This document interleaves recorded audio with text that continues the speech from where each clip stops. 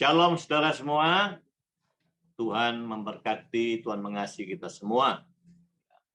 Nah, hari ini saya akan sampaikan sebuah renungan. Renungan ini lagi viral di Indonesia, ya. Kita di Indonesia lagi rame ini mengenal dengan istilah fenomena Citayam. Anda mungkin nggak ngerti ya. Fenomena Citayam. Citayam itu apa? Oh, ini ternyata Fashion Week. Ya. Kalau di Amerika ada kan, di New York Fashion Week.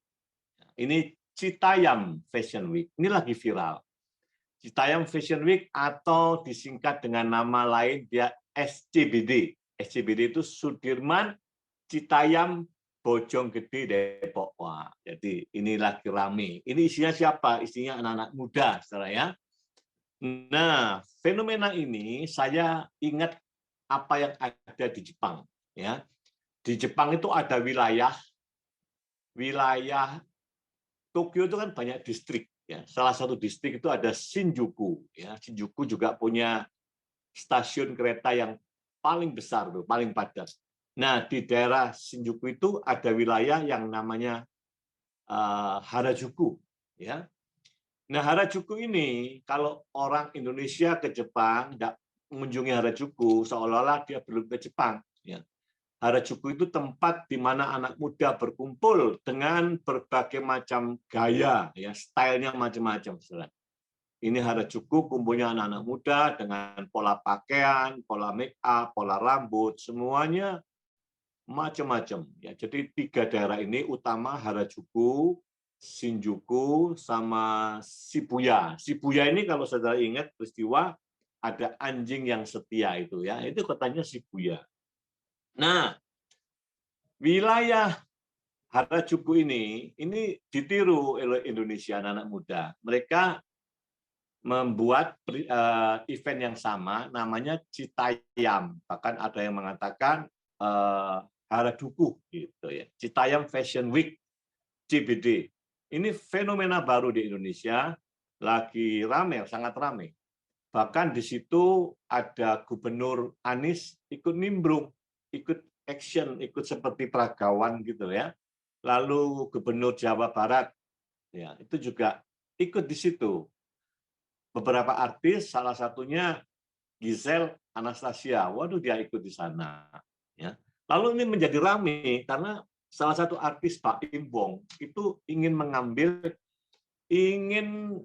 Citayam Fashion Week ini ingin didaftarkan ya sebagai apa namanya kayak hak paten gitu loh ya. Nah, tapi rame akhirnya rame diprotes nggak jadi, saudara ya.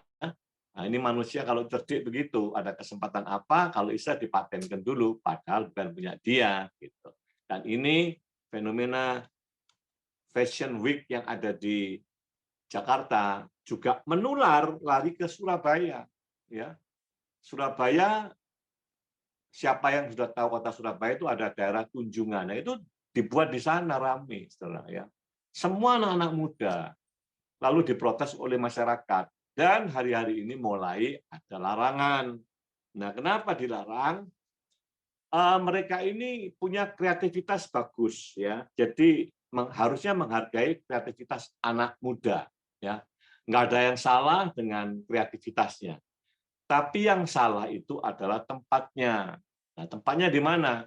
Mereka melakukan Fashion Week ini berjalan di zebra cross. Nah, ini dia yang masalah. Jadi di Jakarta, di Sudirman itu mereka jalan bak peragawan-peragawati, tapi di zebra cross. Ramai sekali dikelilingi anak muda.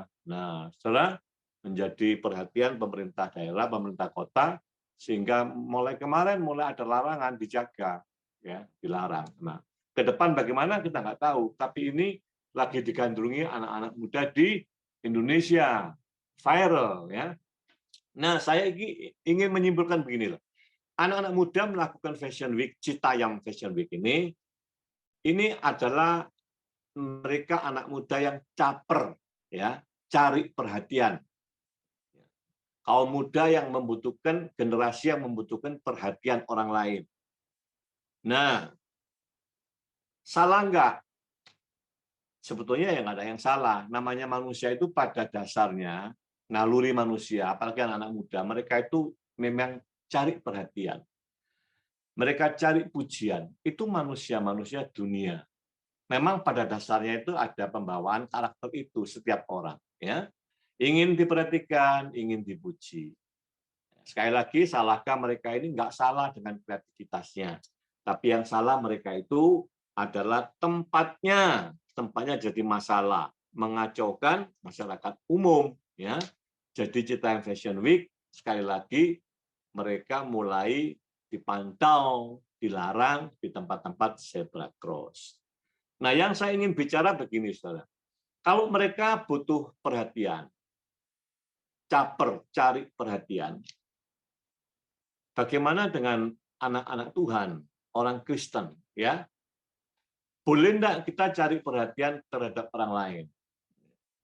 Boleh enggak kita cari pujian? Enggak boleh, ya. Alkitab juga ngajari kita semua, kita nggak penting cari perhatian orang, kita nggak penting cari pujian orang. Tapi hati-hati, ini lengket kepada manusia, ya.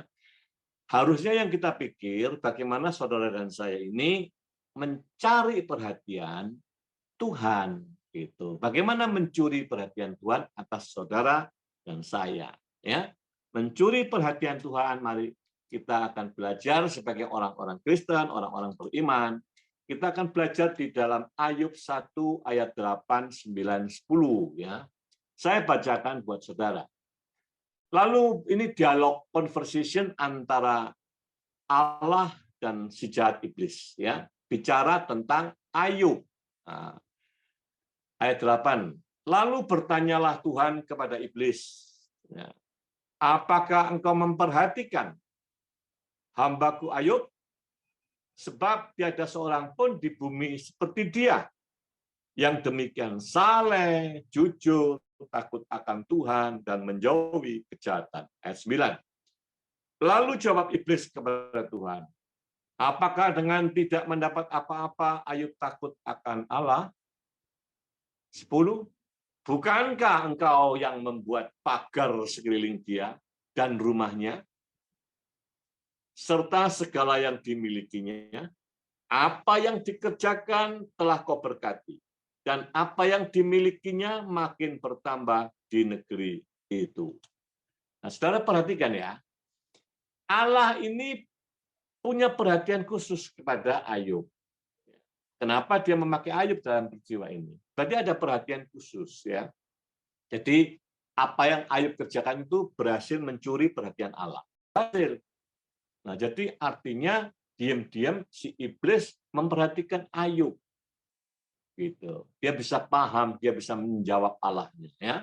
Nah, kesimpulannya apa? Kesimpulannya ini Ayub tidak bisa disentuh oleh iblis sebab ada perlindungan Tuhan, kecuali Tuhan kasih izin. Ya, apa yang Tuhan perbuat kepada Ayub juga pasti bisa terjadi atas hidup saudara dan saya. Kalau Tuhan bisa membuat pagar demikian sempurnanya kepada Ayub, tentu Tuhan juga berkenan membuat pagar yang sama kepada saudara dan saya. Ya, nah, ini kita mau cari tahu poin apa sebetulnya yang menjadi perhatian Tuhan atas Ayub. Kok sampai tercuri perhatian Tuhan? Ada 4 hal yang kita baca tadi. Poin utamanya adalah Ayub orang yang saleh, orang yang jujur, orang yang takut akan Allah, orang yang menjauhi kejahatan. Ini sebetulnya saling berkaitan semua, ya. Amsal 13 ayat 6 katakan begini, kebenaran menjaga orang yang saleh. Kebenaran menjaga orang yang saleh jalannya, tetapi kefasikan mencelakakan orang. Jadi kebenaran itu akan menjagai jalannya orang yang saleh. Luar biasa. Jadi saleh, jujur, takut Tuhan ini sesuatu yang istimewa, yang berhasil Tuhan itu tercuri, ya, perhatiannya. Amsal yang lain katakan orang yang saleh diratakan oleh kebenarannya. Jalan orang saleh diratakan oleh kebenaran. Tetapi orang fasik jatuh karena kefasikannya. Nah, inilah bicara orang yang saleh. Kalau saudara ingat 2 Petrus 1 ayat 5, 6, 7, itu katakan begini. Orang yang punya iman Kristus, imannya itu harus menunjukkan sebuah kesalehan, salah satu. Saleh itu berarti bicara sesuatu yang ada di dalam saudara dan saya, di dalam sini. Ya, saleh. Saleh itu berarti ada kekudusan, ada kesucian hati. Memang hari ini kalau saudara cari tentang orang saleh dan orang jujur, itu langka sekali. Saya ingat kata-kata Mika 7 ayat 22 ya. Orang saleh sudah hilang dari negeri. Dan tiada lagi orang jujur di antara manusia. Sulit hari ini, saudara. Ya, baik di luar sono maupun di dalam gereja, cari orang saleh benar, orang jujur itu sulit, nilainya tinggi sekali. Karena itu kalau orang Kristen ini punya hal-hal ini, pasti dia akan mencuri perhatian Tuhan. Ya, terus saya baca di sini.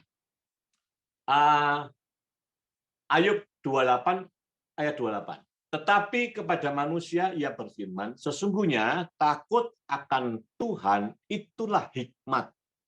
Jadi hormat kepada Tuhan itu hikmat. Dan menjauhi kejahatan itu akal budi. Ya. Semua apa yang ada di Ayub itu saling berkait. Antara saleh, jujur, takut akan Allah, menjauhi kejahatan. Amsal 14 ayat 6 dikatakan orang bijak berhati-hati dan menjauhi kejahatan. Tapi orang bebal melampiaskan nafsu dan merasa aman. Inilah kebaikan orang-orang yang hidupnya menjauhi kejahatan, hormat kepada Tuhan. Ya, sekali lagi, nilai-nilai inilah yang akan berhasil mencuri perhatian Tuhan atas saudara dan saya.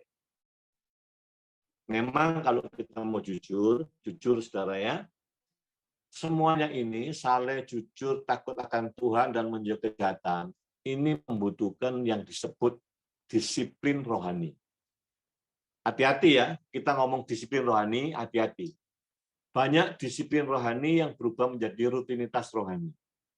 Contoh yang paling gampang begini, kayak saya rutin membagikan firman, rutin berkhotbah, itu kalau saya tidak hati-hati, antara saya disiplin rohani dengan rutinitas rohani, itu bisa kecolongan. Seperti saudara juga kalau hari ini doa fajar, ya setiap hari, every day, itu kalau doa fajarnya itu beralih dari disiplin rohani menjadi rutinitas rohani, maka akan kehilangan nilai. Ya. Sebab disiplin rohani dan rutinitas rohani ini berbeda sekali. Kalau rutin ini sudah tidak ada nilai, tidak ada bobot. Contoh, saudara bangun pagi, sikat gigi, mandi, itu rutin. Tidak membutuhkan suatu perhatian khusus, nggak ada. Ya. Nggak ada beban, nggak ada nilai, nggak ada evaluasi. Itu rutinitas. Tapi kalau disiplin rohani, itu ada evaluasi, ada tujuan. Tujuannya untuk berubah. Tujuannya perubahan. Makanya perlu membutuhkan pengorbanan. Kalau rutinitas tidak butuh.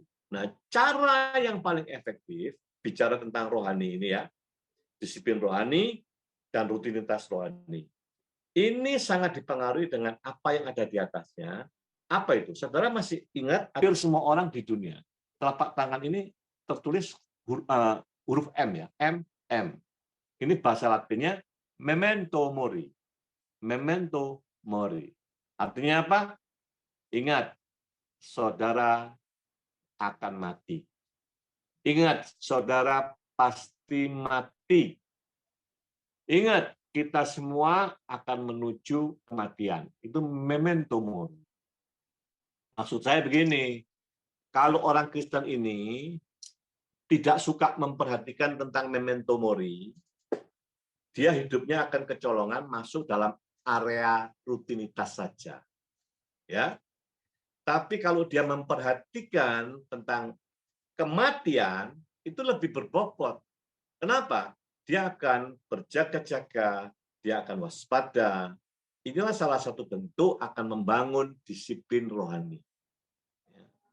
Orang nggak mungkin kalau perhatiannya bukan kepada memento mori, dia bisa punya gairah membangun disiplin rohani, nggak mungkin. Ini akan berubah jadi rutinitas.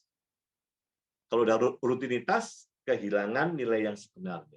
Kalau udah masuk rutinitas, akan muncul kebosanan. Tapi kalau disiplin rohani bukan kebosanan, tapi muncul challenge, ya, muncul tantangan hidup. Oleh sebab itu, saudara, saya pun selalu belajar ingin apa? Supaya saya punya disiplin rohani. Ya. Kalau khotbah-khotbah terus hanya jadi rutinitas, saya kosong, nggak ada nilai. Lama-lama jadi bosan, jenuh. Ya. Tapi saya harus masuk ini dalam bentuk disiplin rohani. Saleh, jujur, takut akan Tuhan, dan benci kejahatan. Ini adalah hasil daripada orang yang disiplin rohani. Disiplin artinya taat pada aturan dan memperhatikan pelatihan praktek hidup terhadap aturan itu. Itu disiplin. Ya, jadi terus-menerus. Saleh, saleh, jujur, saleh, hormat Tuhan, terus begitu. Barulah dia muncul kualitas itu. Dan itu akan mencuri perhatian Tuhan. Pasti, pasti. Sebab itu nilai-nilai yang tinggi di mata Tuhan. Ya, jadi kita tidak perlu caper kepada orang, cari perhatian orang, cari pujian orang, nggak penting. Ya, yang penting capernya kepada Tuhan. Amin. Kita berdoa. Demikianlah Tuhan Yesus, firman-Mu yang meneguhkan kami, membangkitkan kembali kehidupan kami. Biarlah kami hidup semakin teguh. Kami jauh daripada pola rutinitas rohani. Tapi kami rindu hari-hari kami itu terisi oleh disiplin-disiplin rohani. Kami mengerti iblis selalu ingin mencuri, membawa bentuk disiplin itu menjadi rutinitas yang tidak bernilai lagi, yang tidak berbobot. Kami tidak mau tercuri dalam perkara ini, Tuhan. Oleh sebab itulah biarlah kami selalu waspada.